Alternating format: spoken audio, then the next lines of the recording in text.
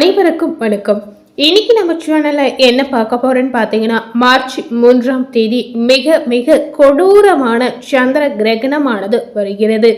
இந்த சந்திர கிரகணத்துடைய தாக்கத்தால் ஒவ்வொரு ராசி நேயர்களுக்கும் பாத்தீங்கன்னா அவங்க வாழ்க்கையில புதிய மாற்றங்கள், புதிய விளைவுகள் கண்டிப்பா நிகழப்போகுது அப்படின்னு நாம சொல்லலாம்.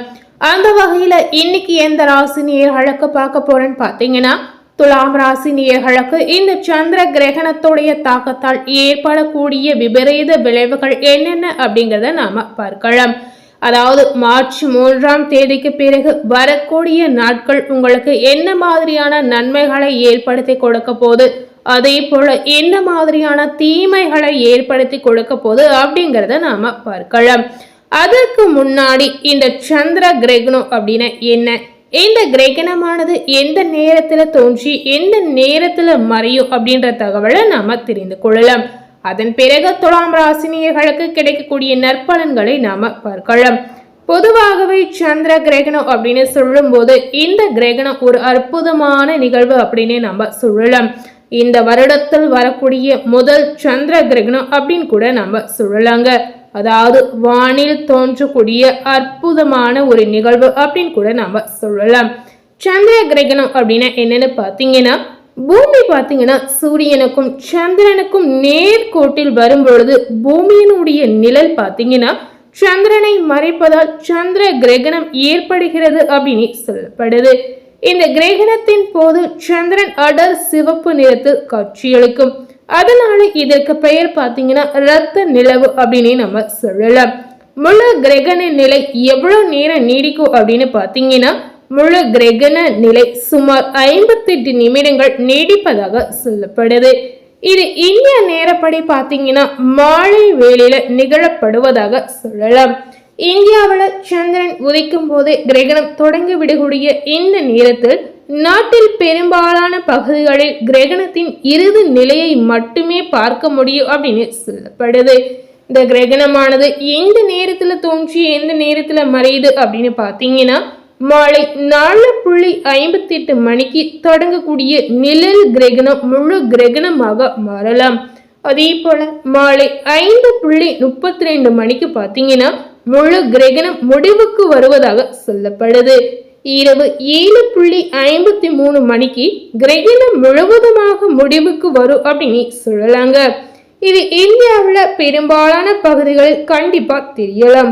அதே போல பாத்தீங்கன்னா மாலை நேரத்துல குறிப்பாக 5:10 முதல் 5:25 மணிக்குள் கிரகணத்துடைய உச்சகட்ட நிலையை நாம தெளிவாக பார்க்கலாம். இது சூரிய கிரகணத்தை போலவே இந்த சந்திர கிரகணத்தையும் நாம பார்க்கலாம். சூரிய கிரகணத்தை வெறும் கண்களால் நம்மளால பார்க்கவே முடியாதுங்க. ஆனா இந்த சந்திர கிரகணத்தை நாம வெறும் கண்களால் கண்டிப்பா பார்க்கலாம். இதனால நமக்கு எந்தவித பாதிப்பும் ஏற்படாது அப்படின்னு நம்ம உறுதியாகவே சொல்லலாம்.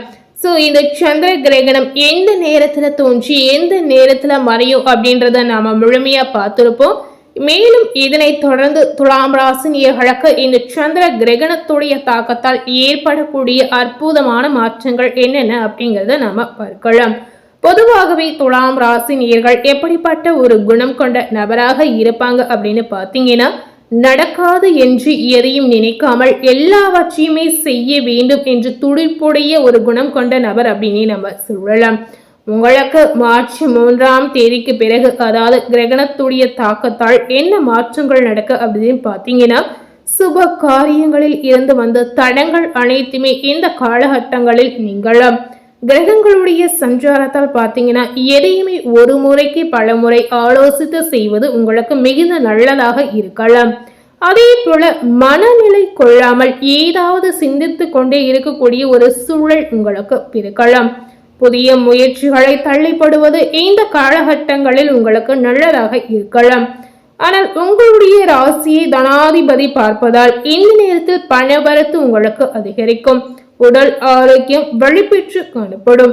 தொழில் வியாபாரம் செய்யக்கூடிய துலாம் ராசி நேயர்களுக்கு இந்த கிரகணத்துடைய தாக்கத்தால் பார்க்கும் பொழுது எதிர்பார்த்த லாபங்கள் உங்களுக்கு வரலாம்.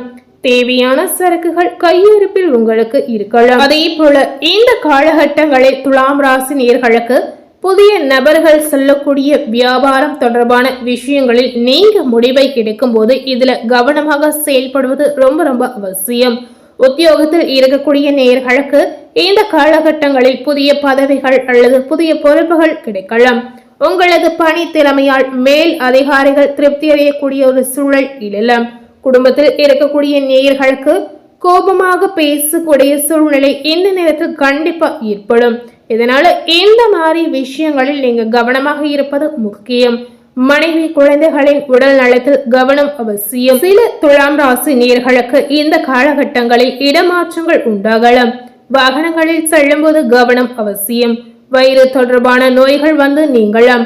துலாம் ராசியில் இருக்கக்கூடிய பெண்மணிகளுக்கு பாத்தீங்கன்னா எதையாவது யோசித்து கொண்டே இருக்கக்கூடிய சூழல் உங்களுக்கு ஏற்படலாம்.